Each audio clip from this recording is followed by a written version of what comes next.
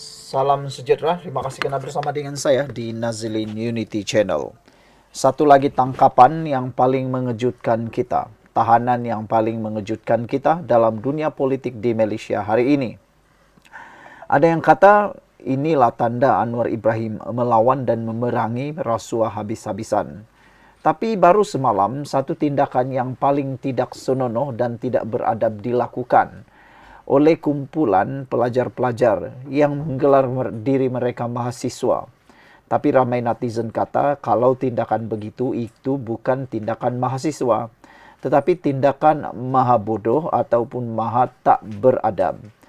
Ini kerana tindakan mereka membakar gambar pemimpin utama negara, satu perbuatan yang bukan budaya daripada Sabah, bukan budaya daripada Borneo, dan bukan juga budaya daripada Malaysia. Budaya seperti itu adalah budaya yang benar-benar layaklah dikutuk. Hari ini akhirnya seorang lagi adun Sabah ditahan SPRM. Jadi diharapkan dengan perkara penahanan ini maka dapat meredahkan hati para pelajar yang konon menggelar diri mereka mahasiswa itu. Seorang lagi ahli Dewan Undangan Negeri Adun Sabah ditahan Suruhanjaya Pencegahan Rasuah Malaysia hari ini. Menurut sumber, Adun berkenan ditahan kerana disyaki meminta dan menerima suapan kira-kira RM150,000 membabitkan pengeluaran lesen cari gali di negeri itu.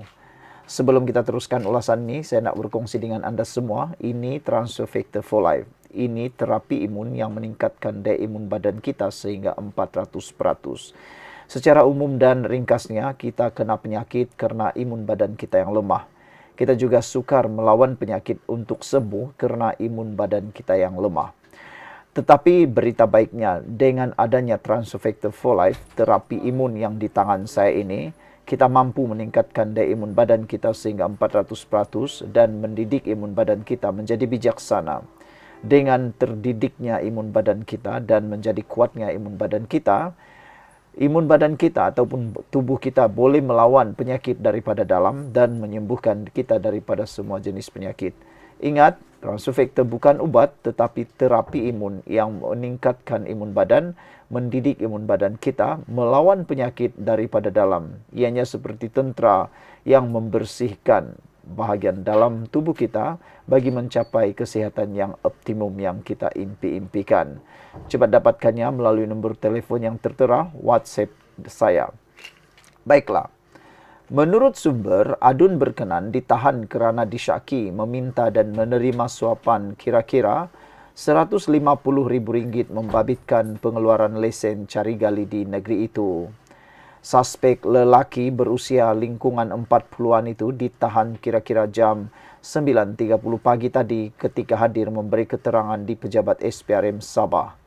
Suspek yang juga merangkap pembantu menteri dipercayai melakukan perbuatan tersebut sekitar tahun 2023 dan 2024 katanya hari ini.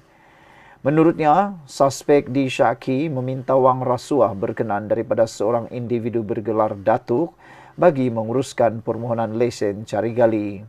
Sementara itu, Ketua Pesuruhjaya SPRM Tan Sri Azam Baki ketika dihubungi mengesahkan tangkapan itu dan berkata kes disiasat mengikut Seksyen 16A dalam Akta SPRM 2009.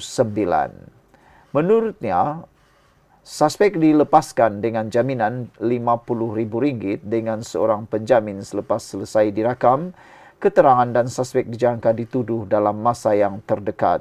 Terdahulu, media melaporkan SPRM mengesahkan individu yang akan didakwa bersama dua adun Sabah berhubung skandal rasuah cari gali di negeri itu tidak dilindungi mengikut Akta Perlindungan Pemberi Maklumat 2010. Pengarah kanan bahagian perundangan dan pendakwaan SPRM, Datuk Wan Syarudin Wan Ladin berkata, Seksyen 11 dalam kurungan 1 Akta Perlindungan Pemberi Maklumat 2010 menjelaskan bahawa seseorang yang terbabit dalam kesalahan yang didedahkannya tidak layak memohon perlindungan pemberi maklumat atau whistleblower. Sekian dulu untuk kali ini. Jangan lupa tinggalkan komen anda, tekan butang subscribe. Kita jumpa lagi. Bye-bye. Salam sejahtera. Terima kasih kerana bersama dengan saya di Nazilin Unity Channel. Hari ini Sabah digemparkan dengan kejadian paling biadab yang pernah berlaku. Apabila sekumpulan yang mendakwa diri mereka ialah mahasiswa daripada sebuah universiti tempatan membakar poster Anwar Ibrahim. Tindakan ini mendapat kecaman paling pedas daripada rakyat Malaysia, juga daripada rakyat Sabah sendiri. Kata mereka, budaya ini bukan daripada Sabah. Budaya ini terbawa-bawa daripada tempat-tempat lain. Budaya membakar gambar-gambar pemimpin Sabah sebenarnya tidak pernah muncul sebelum ini. Budaya membakar wajah pemimpin Sabah bukan pernah terjadi, tak pernah terjadi. Budaya ini tak pernah dibuat oleh orang Sabah sebenarnya. Karena orang-orang Sabah sebenarnya adalah orang yang cukup luar biasa keprihatinannya. Persoalannya sekarang, siapa yang membawa pengaruh-pengaruh buruk seperti ini? Siapa yang membawa budaya yang jahat seperti ini? Dan nak tahulah siapa dalang di sebalik himpunan membakar karikatur Perdana Menteri Anwar Ibrahim ini. Jadi sebelumnya teruskan, saya nak tanya kepada anda semua, agak-agak apa hukuman yang sesuai untuk mereka yang bertanggung jawab menjadi dalang kepada himpunan biadab itu dan orang yang membakar karikatur Anwar Ibrahim? Benarkah mereka adalah mahasiswa daripada universiti tempatan? Kalau itu benar, nah, ini betul-betul tindakan yang biadab. Otak dah masuk air longkang. Tak patut sepatutnya mereka lakukan. Bagaimana pendapat anda? Tapi sebelum itu saya nak perkenalkan kepada anda semua, siapa yang ada masalah kesihatan, dengarkan baik-baik. Paci-paci, maci-maci, nenek-nenek, atuk-atuk, abang-abang, kakak-kakak, dengar baik-baik. Siapa yang ada masalah kesehatan, yang saya perkenalkan ini ialah Transfector for Life. Ini bukan obat. Ini ialah terapi imun yang meningkatkan daya imun badan kita sehingga 400%. Secara umum dan ringkasnya, kita kena penyakit karena imun badan kita yang lemah. Kita kena penyakit karena imun badan kita yang bodoh. Dengan peningkatan daya imun badan, sehingga 400% imun badan kita melawan daripada dalam, melawan penyakit daripada dalam, dan menjadi bijaksana untuk melawan penyakit daripada dalam. Transfector for Life meningkatkan imun badan kita sehingga 400%. Jadi itu berita baiknya. Dengan peningkatan daya imun badan, semua jenis penyakit boleh diselesaikan. Jadi jangan tunggu lama-lama. Dapatkan nombor telefon yang tertera, WhatsApp sekarang untuk mendapatkan produk hebat ini. Produk ini lulus KKM, diiktiraf oleh dokter-dokter di seluruh dunia dan juga halal.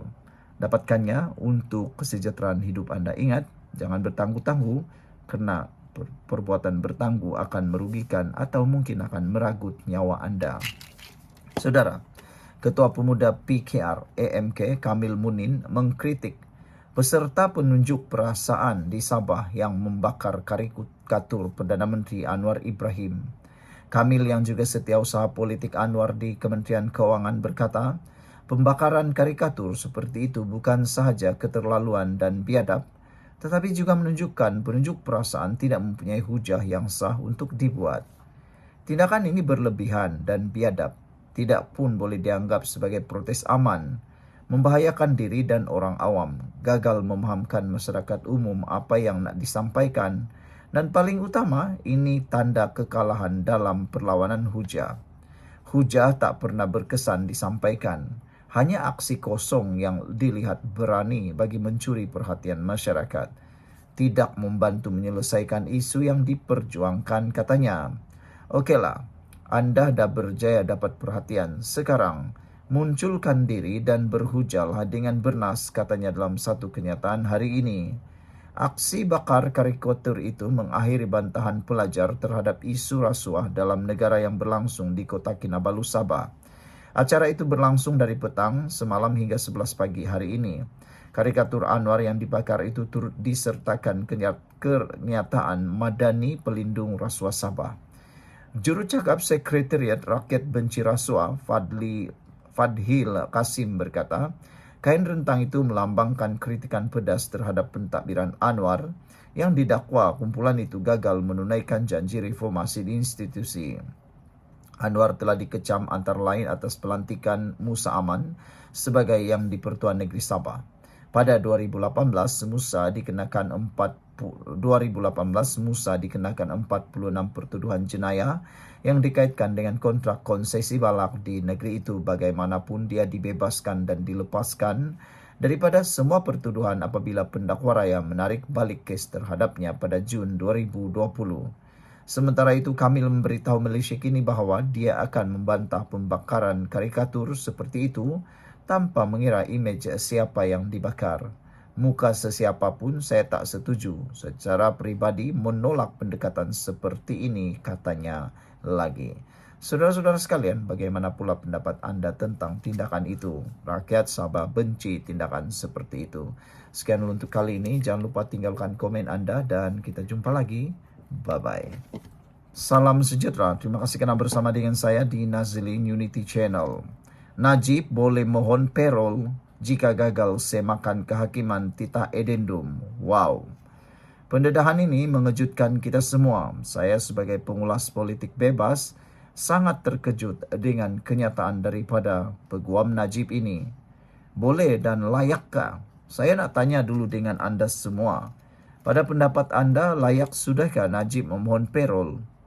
Pada pendapat anda, layakkah Najib mendapat parol? Peguam Safi Abdullah berkata Najib Razak boleh memohon parol pada September atau Oktober ini. Apa itu parol sebenarnya? Nanti kita akan ulas lebih lanjut. Bekas Perdana Menteri Najib Razak masih berpeluang untuk bebas daripada hukuman penjara sekiranya beliau gagal dalam semakan kehakiman bagi mengesahkan kewujudan titah edendum. Peguamnya Safi Abdullah berkata, sebagai pelan alternatif, Najib boleh memohon parol pada September atau Oktober ini. Peluang untuk mendapatkan parol itu agak tinggi kerana jika ambil kira 6 tahun hukuman penjara dikurangkan, 2 tahun automatik dia sudah dapat automatic remission. Dia sudah penjara 3 tahun. Jadi tinggal setahun lagi. Dia boleh buat parol katanya dalam acara Town Hall Rakyat antara dua titah. Beliau berkata demikian menjawab pertanyaan moderator Kamarudin Ahmad berhubung tarikh jangkaan Najib akan dibebaskan jika semakan kehakiman beliau menjalani baki tempoh pemenjaraan bawah tahanan di rumah gagal. Prosiding rayuan Peguam Negara berhubung semakan kehakiman bagi mengesahkan kewujudan titah edendum akan didengar selama 2 hari bermula 1 Julai ini. Saya ingin perkenalkan kepada anda semua, ini Transfector for Life. Ini terapi imun yang meningkatkan daya imun badan kita sehingga 400%. Ramai orang kena penyakit, ramai orang yang tak sembuh-sembuh daripada penyakit kerana kelemahan daya imun badan dan imun badan kita yang jadi bodoh. Jadi dengan kelemahan daya imun badan dan kebodohan imun badan kita gagal untuk melawan penyakit daripada dalam. Berita baiknya, Transfector for Life yang saya pegang ini adalah produk yang meningkatkan daya imun badan kita. Dengan memakan Transfector ini, kita dapat meningkatkan imun badan kita sehingga 400%. Dengan peningkatan daya imun badan, kita boleh melawan penyakit dan boleh sembuh daripada dalam. Cepat dapatkan produk yang halal, juga diiktiraf oleh doktor-doktor di seluruh dunia ini dan juga ada sijil halal. Untuk mendapatkannya, sila menghubungi nombor telefon yang tertera, WhatsApp sekarang. Ingat, kesihatan anda tanggungjawab anda. Terima kasih. Baiklah, saudara-saudara sekalian. Pada 28 April yang lalu, Peguam Negara diberi kebenaran merayu terhadap keputusan Mahkamah Rayuan yang membenarkan Najib memulakan semakan kehakiman bagi memaksa kerajaan atau 6 pihak lain menjawab mengenai kewujudan titah edendum.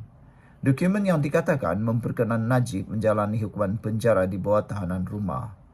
Pada 6 Januari lalu, Mahkamah Rayuan membenarkan rayuan Najib untuk memulakan prosiding semakan kehakiman di Mahkamah Tinggi bagi suatu perintah memaksa kerajaan atau 6 pihak lain menjawab serta mengesahkan kewujudan titah edendum bertarikh Januari tahun lalu. Najib yang sedang menjalani hukuman di penjara Kajang sejak 23 Ogos 2022 selepas disabitkan kesalahan menyeleweng dana RM42 juta ringgit milik SRC Internasional, Sendirian Berhad memfailkan petisyen untuk mendapatkan pengampunan diraja pada 2 September 2022. Lembaga pengampunan kemudiannya mengurangkan hukuman penjaranya daripada 12 tahun kepada 6 tahun, manakala denda dikurangkan daripada 210 juta kepada 50 juta ringgit. Dalam pada itu, Safi berkata Najib satu contoh tahanan yang baik dari segi kelakuan. Beliau juga berkata Najib sedang melanjutkan pengajian di peringkat Doktor Falsafah di dalam penjara dan tidak melihat ada sebab yang boleh menafikan beliau mendapat parol. PhD beliau pula berkaitan dengan pembangunan negara. Ramai yang datang dan berbincang dengannya. Dalam banyak hal, beliau adalah contoh banduan yang cemerlang, kata beliau lagi. Banduan cemerlang, ya? Okey, baiklah. Apa pula pendapat anda tentang pendapat daripada Peguam Najib yang mengatakan banduan adalah Najib ialah banduan yang cemerlang? Sekian dulu untuk kali ini. Jangan lupa tinggalkan komen anda.